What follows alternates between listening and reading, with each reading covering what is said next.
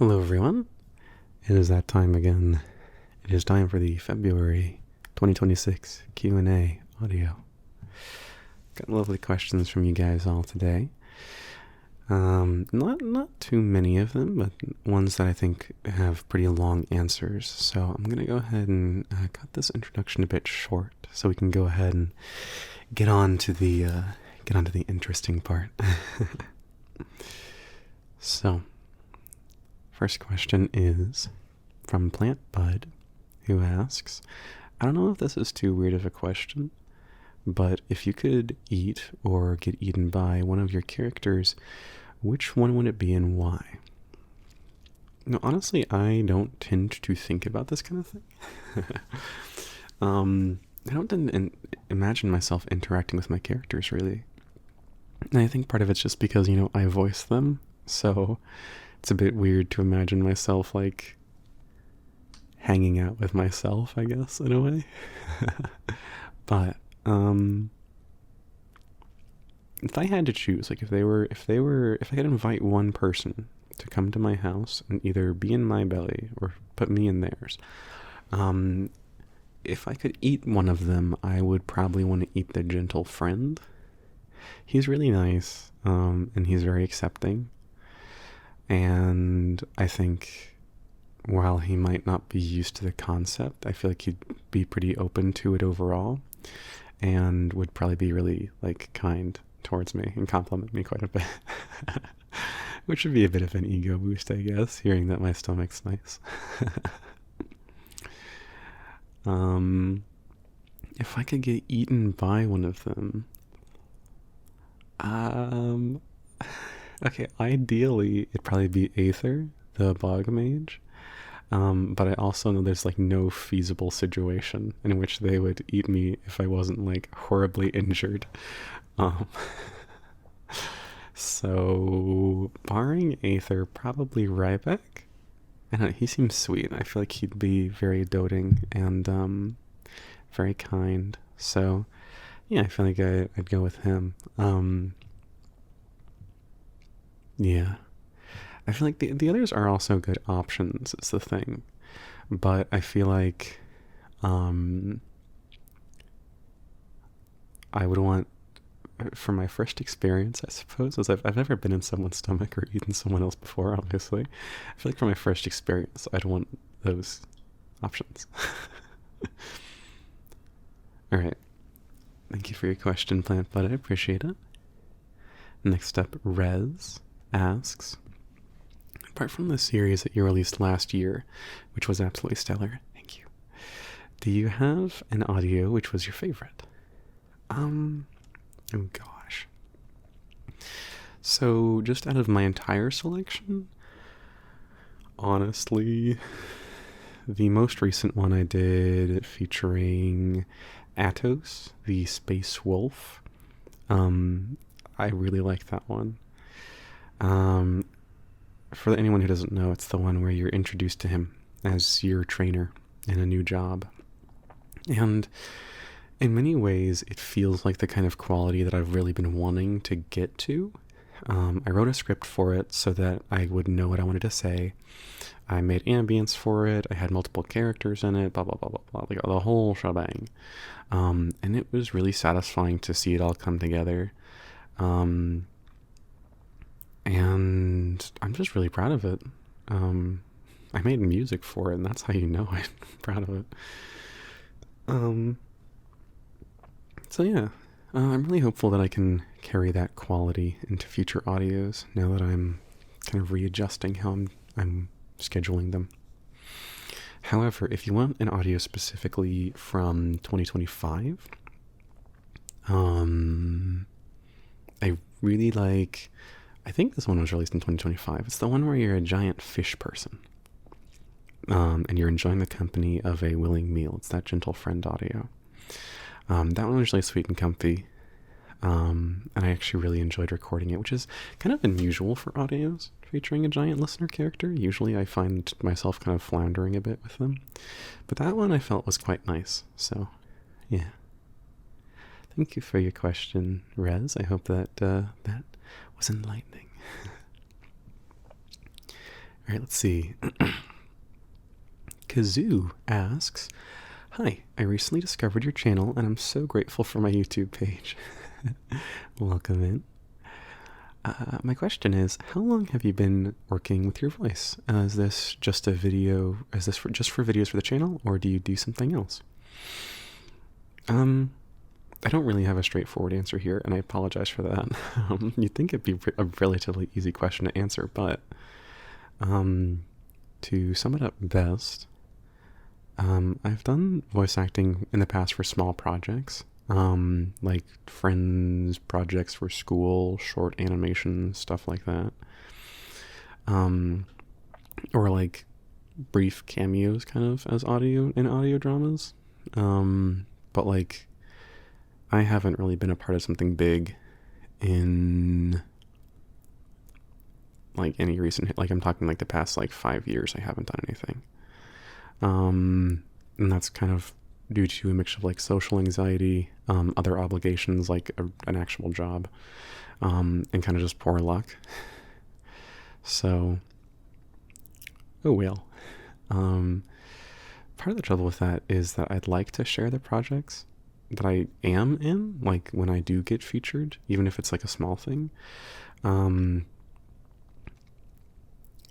But of course, sharing them would require me to either share my like legal name, or would require me to like introduce myself as Secret Sauce ASMR to whoever I'm working with.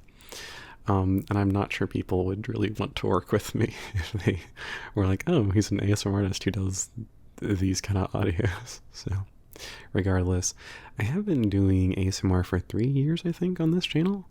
I had a few false starts in years prior.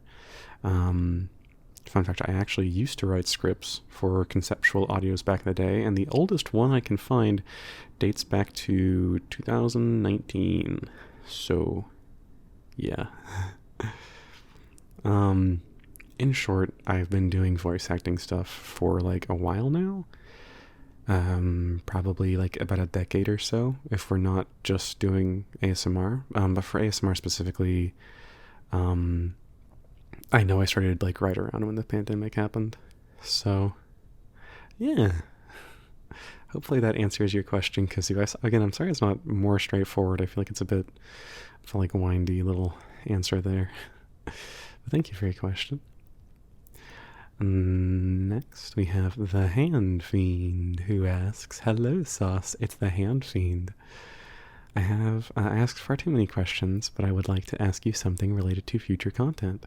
Would you be eventually willing to bring a borrower character into your roster of characters? Just curious. Also related to that question, how would your characters go about dealing with a frightened tiny if they discovered them borrowing? Totally don't want to explore the possibilities here. That's about it. Have a good day and remember to drink water. Hand Fiend out." Well, thank you, Hand Fiend. And no worries about the questions. I really do appreciate them. I remember you mentioning that you were a little bit concerned, and really I enjoy answering questions, especially with these ones where I get to talk about my characters. So, of course, with most requests and ideas and such, the best I can really offer is just I will see about it. And I always feel kind of bad offering that, but c'est la vie. I will say I did a few attempts in the past to no avail to make a borrower character, but I'm willing to revisit the idea if I get the chance. I would like to introduce more smaller characters anyways, so, this could be a good chance. As for how my characters would react to finding a borrower, gosh, I'd say probably Clement is very much the kind of person to give like a tiny space if they needed it. Like, even if he was normal sized, like, unless they were like at a genuine risk of hurting themselves, like if they were injured in a way they couldn't really treat, or if they were gonna like fall off a ledge or something, unless they're like in danger, he really is the kind of person to give them time and speak with them gently. And, if they never stop being scared of him, ultimately that's okay. His biggest concern really is just that they're like, all right. For Ryback, I feel like he's a bit more hands-on. If he doesn't just like straight up catch the borrower to talk with them, he'll probably leave them little gifts, little notes, etc. Nap in places that he usually wouldn't, so that they can get used to having him around. Stuff like that. I feel like he definitely would rather than, Clemens kind of continue with life and let them consider him, and consider the fact that he's not trying to bother them. Ryback is very much more the person who's like going to bother them, but with good cause.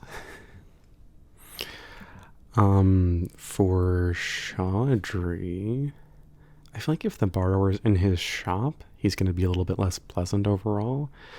But that's because like his shop has magic and potions and such, which really aren't good for a borrower to potentially get into, both for their sake and everyone else's. So you want to really get them out of there.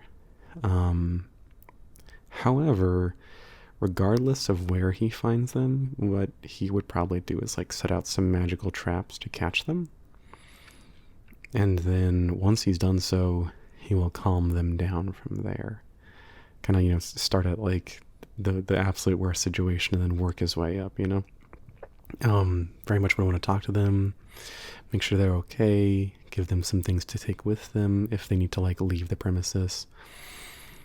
And just generally kind of make sure that they're going to be in some place that's not as dangerous, just so that, he's not having to worry about them. And they're not having to, like, worry about themselves. With Aether, I feel like they are a bit more of an extreme version of Chaudry. Comfort really isn't their expertise, especially when it comes to people who are making their life difficult, which I feel like a borrower would be. They're kind of the outlier here, I imagine, and that they really wouldn't like try to calm down the borrower until well after the borrower is properly interrogated and they had some chance to consider their options regarding what to do with them. Most of the time, more than likely, they'd send the borrower off with like a tiny care package and slap on the wrist, somewhere where less alert people are roaming, so the borrower can sneak around a bit more easily. But yeah, I think that Aether is kind of the outlier in that they wouldn't really seek to calm them down. As for Hugh, I feel like he really hates being scary. He doesn't mind doing it as like a bit, but like if someone actually like tells him like, oh my god, you are a scary person, like he would really take that to heart and be upset by it. So I imagine that kind of would affect him a bit when it comes to frightened borrowers. But also with that, he lives in a very size-inclusive town, and he also literally lives with a micro. So I feel like he probably wouldn't even realize that the borrower was a borrower at first. I feel like he'd just kind of assume they were a friend of his roomies and like go from there. And like regardless of if he realizes the truth or not, honestly, that's not even a factor. He'd probably treat them the same way, I imagine. Assure them that he's there for their benefit, ask if they need anything, if they're okay, blah, blah, blah. And probably throw in a few little jokes, a couple little self-deprecating comments here and there to make them laugh and to make himself seem less imposing. So, let's see. With Nathan, I feel like he's kind of more in the same boat as Ryback. He's very like hands-on, very much wants to like prove his trustworthiness. Kind of make whatever borrowers in his home be less like in his walls and more like a tiny roommate. Would want to like cook for them, stuff like that. Kind of, I hesitate to use the term like pet, because I feel like that implies that like the borrower would thus be like subhuman. And I really don't want to imply that, but like, I do imagine he'd like kind of treat them sort of like one, where he'd like give them like a space, a bed, he'd make their meals, he'd like tend to their clothes, stuff like that. Like, I guess more like a kid. Like, you kind of adopt them. There we go. Less like a pet, more like an adopted child. um and also worth noting, like, he does live with his parents, I believe. So I imagine he'd also like take extra care to ensure the borrower that like his ma and pa aren't in any danger either. So um as for the other characters, I feel like a good portion of them don't have like enough of a personal space. Like the Curious Naga, the Earth Giant, the Harpy, they don't really have like a space of their own, quote unquote, that they would really like be able to deal with a borrower before anyone else would, or that I feel like they'd have like they would feel they had the like right to really deal with them outside of just letting them go places. So let me see.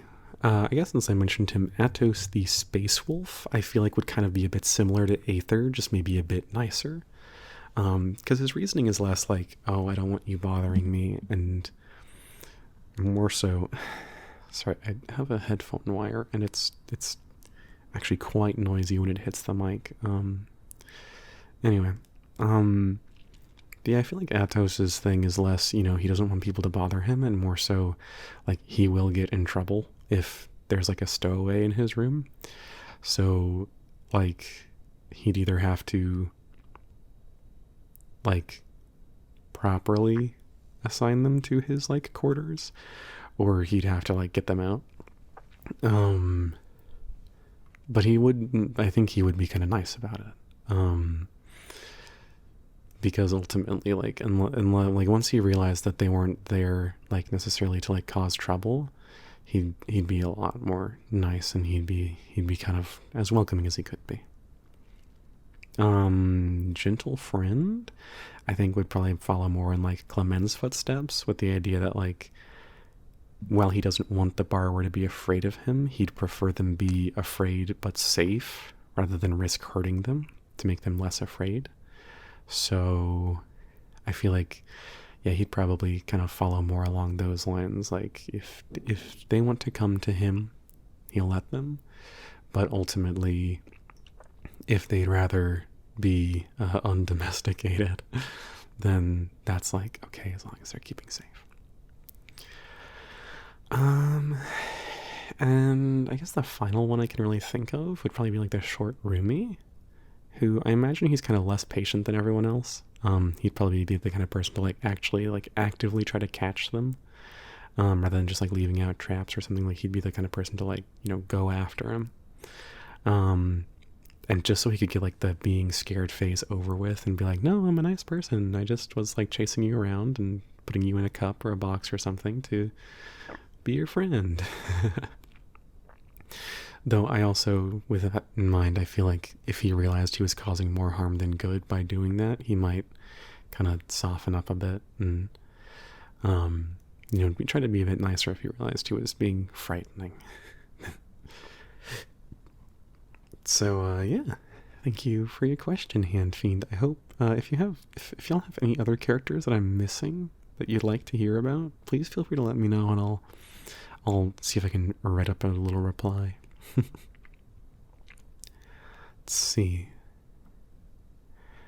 Next, Night Skies Auroras asks, what inspired you to do this? Is your main idea to comfort people who are upset, or just accepting them for the way they are? I know I've spoken a couple times about the general reasoning why I began making ASMR, but as for why specifically, like, I continue to make GT ASMR, it really comes down to, for a long time, I would listen to ASMR artists whose focus wasn't GT, and I'd listen to, that one singular audio they did where, oh, the listener is shrank down, or the listener is really big, or, it's something like they're an eldritch horror that hides under the bed, so they're like kind of small if you think about it. Or like, like a GT adjacent video, I guess. Like, where it's like, oh, you're um like maybe like a little bit shorter, like a little bit taller than the person. But they comment on your size like just often enough. And they're like, wow, you're just so big, dude. Or like, wow, you're just so small, dude. That you can kind of pretend it's like a several foot size difference rather than like a couple inches. And I listen to those audios, and of course, most people I find kind of make just one because that's them experimenting with it, and then they're kind of done with it, which is totally fine, mind you. But I find that many people would kind of do that, and I'd be like, I wish that they do it more. I wish that more people would do this. So I figured, I'd be the change I wanted to see in the world. And I could create the soft and loving audios for folks who just wanted to be big or small or held or, stepped on or eaten or hypnotized or whatever, so on and so forth. So yeah, like in a sense, I really wanted people to know that they're not alone. I kind of made the audios kind of for myself in a sense. Obviously, I don't listen to them. I don't want to listen to my own voice quite that much. But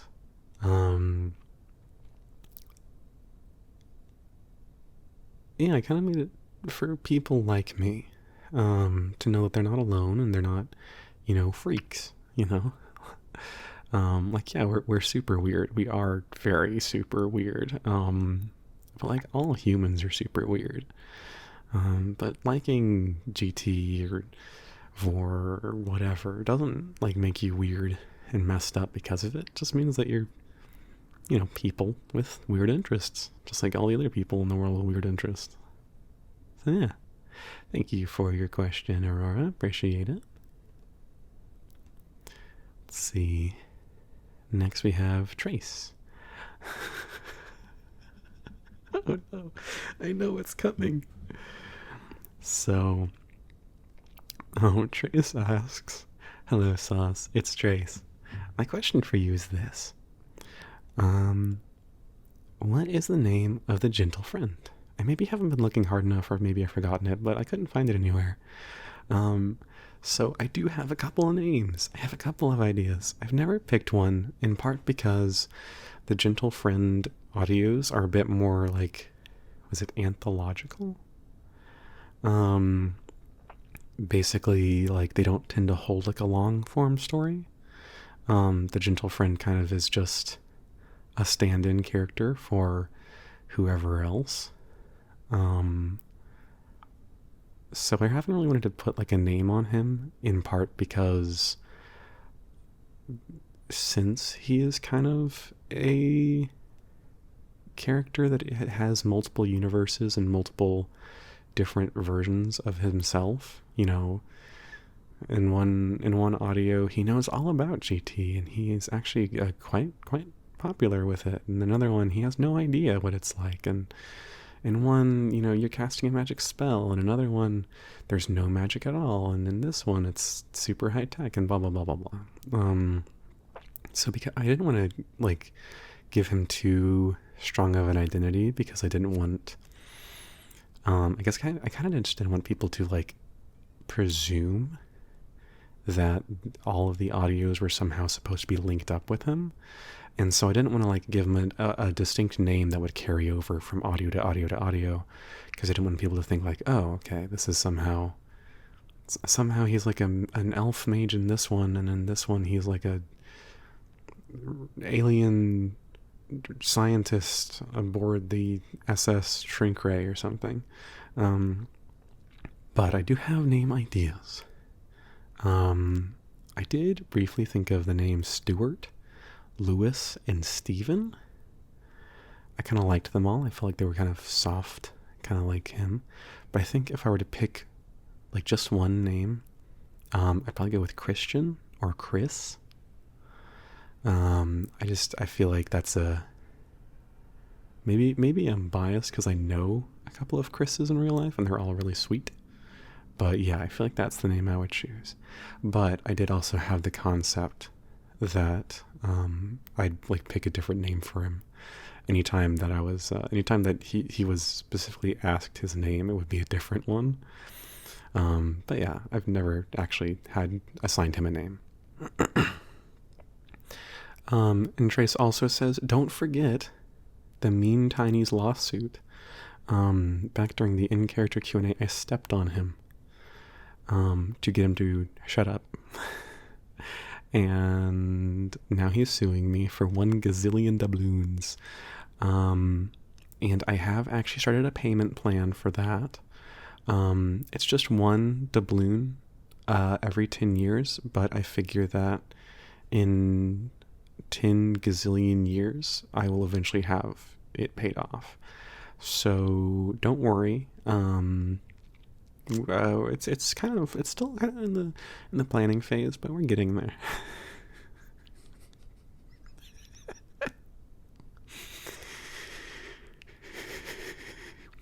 Thanks for your question, Trace.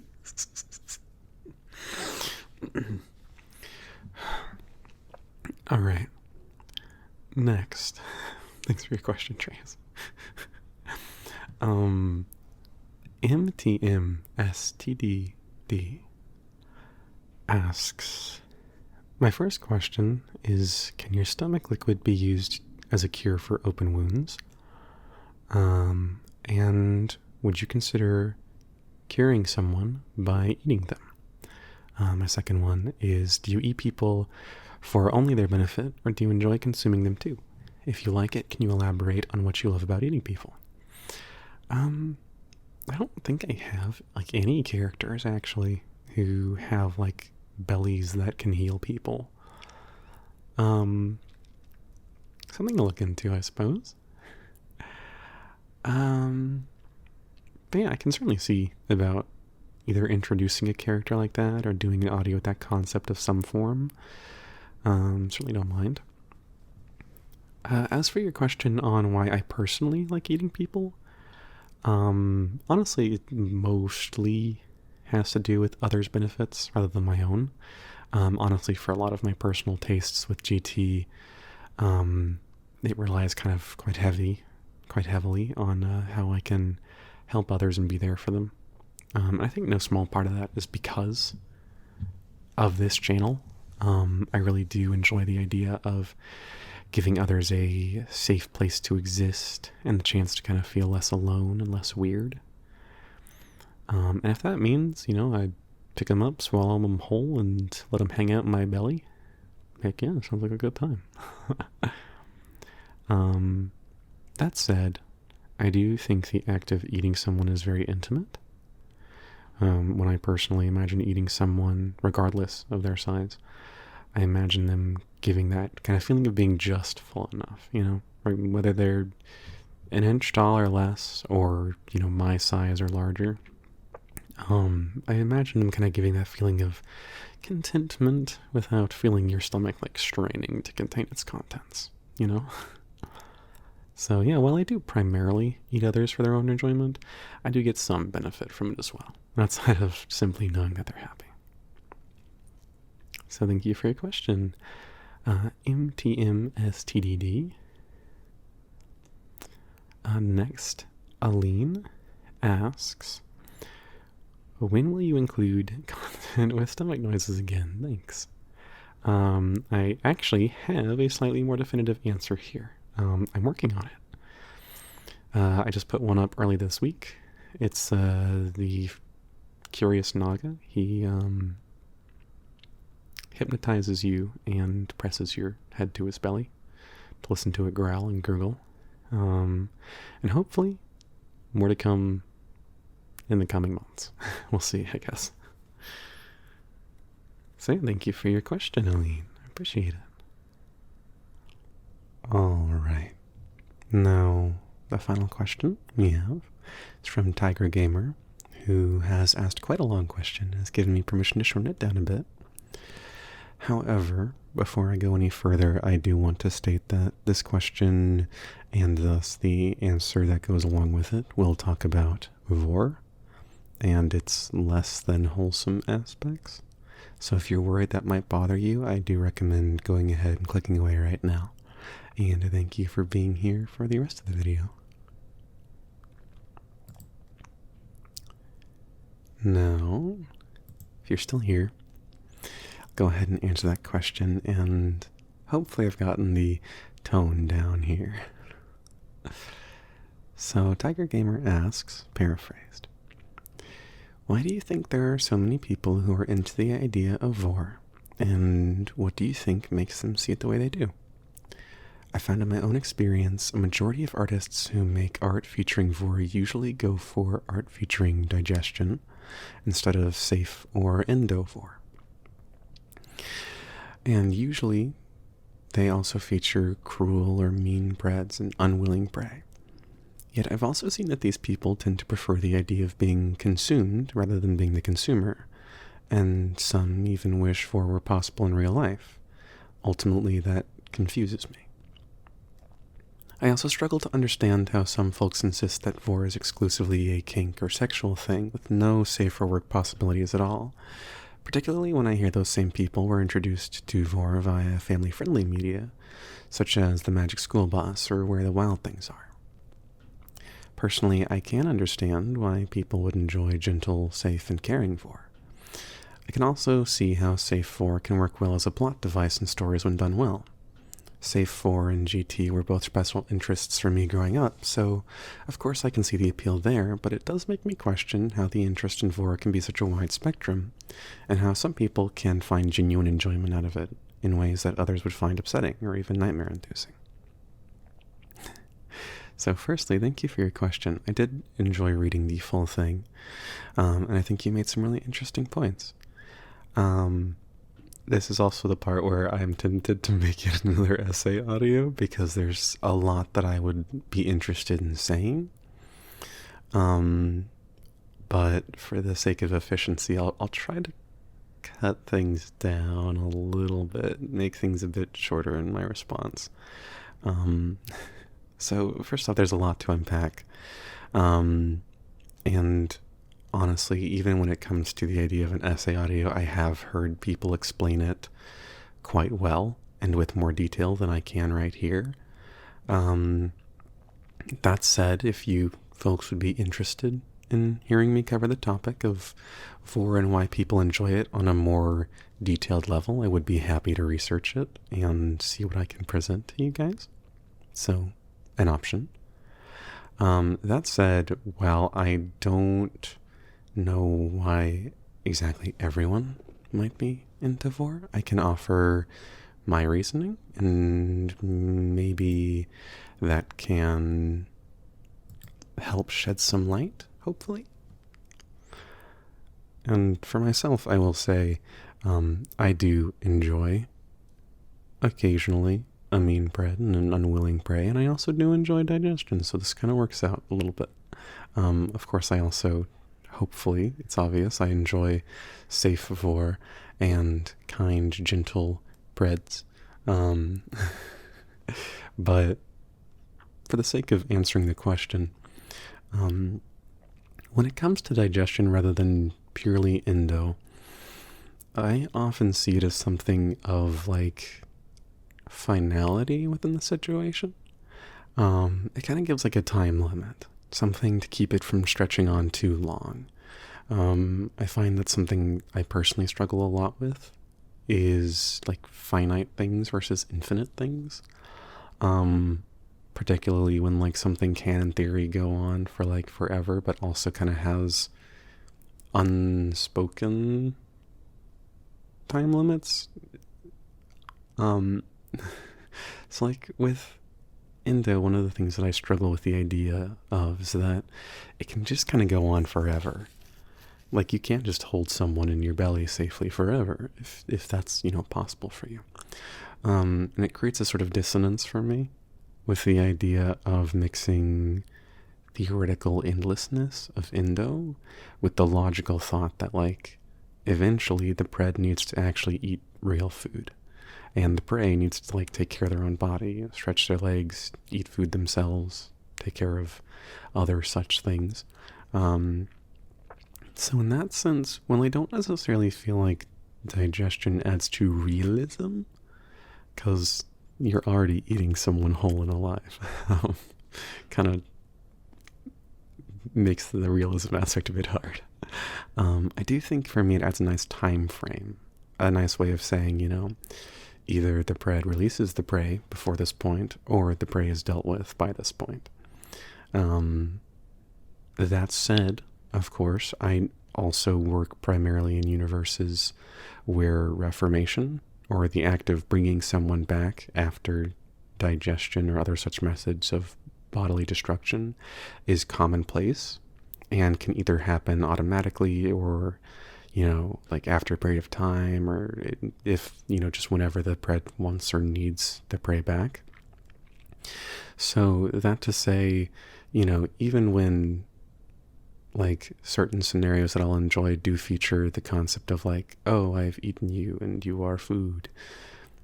For me, at least, it is like 1 in a million that the next step is not then to bring them back eventually. And whether that's like part of the enjoyment, where it's like, oh, now I'm disoriented and flustered because I was digested, and now I have to regain my bearings, and who knows how long I've been gone. Or if it's just, like, oh, next morning, continue on as usual, Either way, it's for me, it's nice, because it adds some, like I said, it kind of has a time limit. Kind of lets you say, this is the absolute longest this will go on for. I will also say, for me, and this is going to sound kind of weird and paradoxical, and I'll get to that.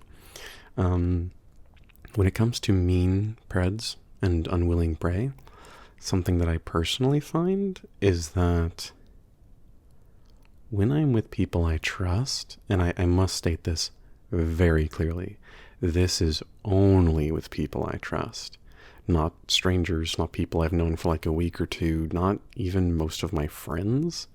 I mean like people with whom I would trust my life. With those kind of people, I enjoy playing the part of an unwilling prey, and, kind of playing with that more than being a willing one, because for me, it provides the chance to separate myself from the actions that are going on.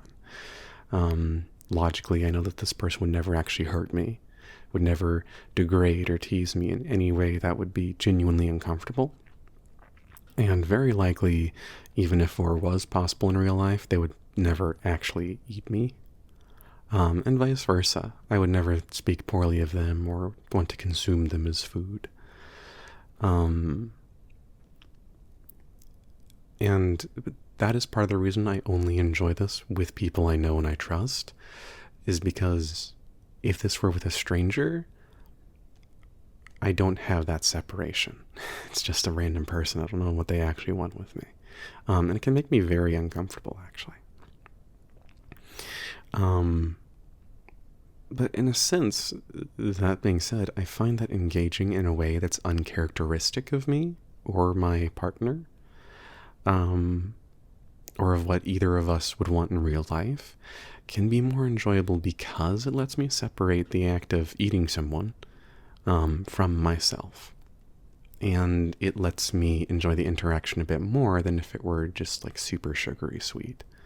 I actually had to have that conversation with someone because they were concerned that they were like, "Why do you just like being taken advantage of or something? Like, are you okay?" And I was like, "Yeah, no. It's just if you're like nice to me, then I feel like you're just actually doing this to me, not like to someone else that I'm pretending to be in this moment." And then it makes me feel weird because I'm like, well, but I don't actually want to be a part of this. And of course, that's funny to say out loud to me because, of course, I did just mention, I like digestion because it adds a sort of grounding aspect. And then, of course, I come back around and I say, oh, I like unwilling prey because it separates me from the act. So, I don't know. If I had more time to both think about it and talk about it, I'm sure I could come up with a reasoning. But for the sake of efficiency, I'll just say vore is weird. So are some people's reasonings for liking it. I will say briefly, I did know someone who one of their main reasonings for liking the idea of being like digested, even if it was from someone who wasn't so nice, whether it was kind of regardless, was because they liked the concept of like being useful to someone without having to put in the work necessarily. Not to say they were a lazy individual, but it's one of those when you have to spend most of your job, most of your home life, most of your time with friends or whatever, having to, actively put in effort to make people like you constantly. It can be nice to simply have a moment of, I'm not doing anything necessarily, and yet this person is still like finding use and enjoyment out of me. So, that said, even with these things in mind, and the fact that I do personally enjoy vore in both a like safe for work and not safe for work way, I don't necessarily think it is exclusively a kink thing. When I make audios, I use the term kink because it's most people commonly consider it to be one. But when I make audios, I really don't make it for like steamy reasons, I guess. I really do like make it to be comforting. And I do also think, like you said, it can be an excellent like story device to help progress character relations or put people in an interesting situation, force them to talk about things or do things that they wouldn't usually, blah, blah, blah, blah, blah. But I do also acknowledge that it is a kink for many people. And I presume that's part of why people both who do and don't enjoy vore are very intent that it should stay out of media, meant for like a varied audience. Because they see that so many people like it as a kink and they don't want it to be, kind of put in the wrong hands, I guess.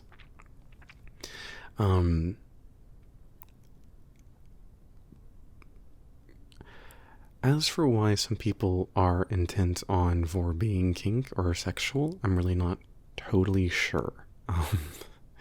Like, people within the community, I will say briefly, I think part of it, going a bit off my script, is that I feel like there is a certain disconnect between what people see as vore and not vore. Like, in the GT community, of course, you have a pretty distinct split between the not safe for work and the safe for work sides.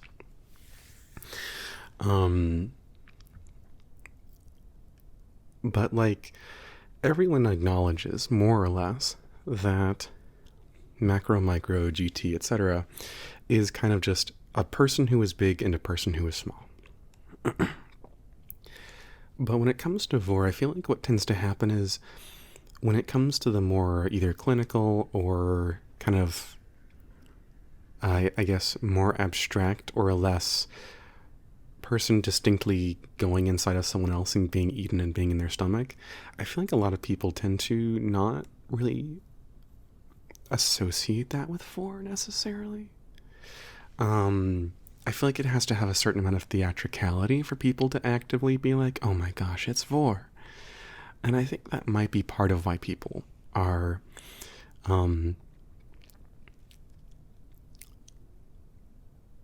like struggle to see it as anything except for a kink. Because, like, for example, like you said with like Magic School Bus, when I saw those episodes as a kid where they'd be like, oh, we're in food and we're going to be eaten now, it never felt like super like, crazy. Like, I wasn't like staring at a big drippy mouth and gooey, goopy belly, etc., etc. You know, it was kind of just, oh, no, that happened. Or like with Pikmin, for example, when you get when your Pikmin get eaten by like a bull bear or the Snagrit or other such enemies that consume your Pikmin, technically that is vore. It's eating them, usually implied to be whole and alive, given that they don't tend to. Anyway, but I don't think most people look at that and think like, oh, that's a vore, all right. They just think, oh, my Pikmin are getting eaten. So I think that there's a disconnect there, where most of the like more safe for work things are viewed as not vore, and then the less safe for work things, or the more questionably safe for work things, are vore. So I would presume that that's part of it. But if I had to offer a different guess, I might say part of the reason is kind of similar to why people want kink at Pride. Kind of with the thing of, you know, if you make vore mainstream, and you kind of water it down to be like a safe for work standard, it may kind of set a precedent that anything more extreme is therefore bad and should be, you know, disliked. And then, you know, the people who already are considered kind of weird for liking vore are now even more boxed in because they like vore, and now the other people who like vore are, you know, exclusively safe for work, and now they're freaks to even the freaks. I don't know. I have no idea. Those would be my best guesses. If I just had to kind of hazard a guess. But honestly, I'm not sure. I do think a large part of it probably comes down to a disconnect between what is and isn't vore. Because I find that a lot of it, you know, is very much like a lot of the more like kid-friendly like gateways into vore, really very much like no one looks at that and thinks like, oh, that's, you know, no parents like clutch their pearls and think that's vore. How dare they show that to my kids? Anyway, could be many reasons. I don't know. But I will try to keep this short. I realize I've already been talking for like almost 20 minutes on just this one question. I apologize. I began to ramble, as I am known to do. Last point, why do people find vore sexually appealing, or find it, you know, enjoy it in a steamy or horrifying way after being introduced to it in like safe and like sugary sweet kind of ways? Honestly, I suppose it's kind of the same with everything, really. Like, why do people enjoy pet play when they probably had a normal pet of their own? Why do people enjoy GT when they were like exposed to giants through the Bible or fairy tales or so on? Why do people enjoy anything, really? Ultimately, I think it's important to look at kinks less like wanting a very specific scenario to happen to you, and more like, I have something which I take great interest in, or which I greatly desire, and that thing has the ability to manifest, even if only fictionally, through engagement with this particular scenario. Like, you know, I want to be comforted, so I want to, you know, have someone hold me. A way that might manifest is by being eaten. I'm literally being held. I want to be useful to people without having to strain myself to do it. So being nutrients for someone is inherently being helpful without having to strain myself. Like, I'm not having to do physical labor. You know, I want to stop having to perform all the time. I want to take my mask off for a bit. I want to just be able to sit back and be truly myself. Well, this is a scenario that's so far removed from any sort of reality that I can just be myself. And it's not weird because the situation itself is already weird. So I can just relax and not have to worry about someone being like, wow, you're being a bit much there. So, so yeah, I think that's probably a part of it is, ultimately I think kinks come down to desiring something or having an interest in something, and that being able to manifest in different ways. Now, granted, some people do just like the idea of being big or small, obviously. It can just be as simple as that, but I think at the same time, it doesn't have to be as simple as that. Sometimes Occam's razor isn't the only option.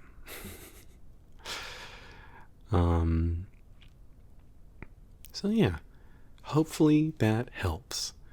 I'm so sorry this took so long to answer. I really was trying to be quick about it, and then I just kept thinking about things, and I was like, oh, I should add this in as like an aside, or I should like make this more clear. So anyway, there we go. If you guys would like to see me like talk about this more, obviously I do very much feel like I've barely scratched the surface here. I could probably talk for another hour or two on vore alone. So if you guys are interested in that, let me know. I'll probably start work on making yet another essay. Is this going to be me now? Is this going to be me? Am I just going to start doing essays about things? Wouldn't be the worst thing I've ever done. Maybe I can write an academic paper. I can find actual sources this time. Ooh. All right. With that being said, though, I'm going to go eat lunch, and I'll talk to you all later. Thank you guys so much for being here and for listening, and hopefully it was relaxing. I realize I probably kind of got a little bit excited here and there, talked a little bit louder, a little bit faster, a little bit more energetically than I probably should have, but it's okay. Love you guys. Stay safe out there. It's snowy where I am, so hopefully it's not too snowy and too dangerous where you guys are.